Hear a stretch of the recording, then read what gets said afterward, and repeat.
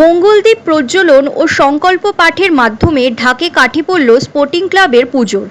দমকল মন্ত্রী সুজিত বোসের পুজো বলে পরিচিত শ্রীভূমি স্পোর্টিংয়ের সংকল্প গ্রহণ করলেন স্বয়ং সুজিত বোস।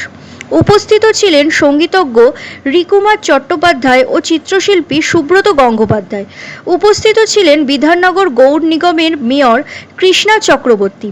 এই বছর 53তম বর্ষে পা দিল শ্রীভূমি স্পোর্টিং ক্লাবের পুজো। আর আজকে আমি বলবো পুজোর পরেই আমাদের খুঁটি পুজো প্রতিস্থাপন হবে, তার সাথে সাথে থিম এবারে কি হচ্ছে। থিম তো আমরা একটা কিছু করি, এবারও একটা বিখ্যাত কিছু করবো, নিশ্চয়ই অপেক্ষায় থাকুন। অনেক সাংবাদিকরা জিজ্ঞেস করছিল।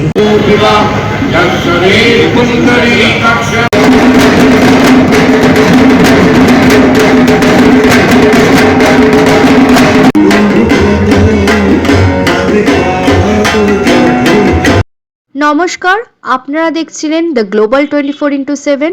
আমি তনুষা।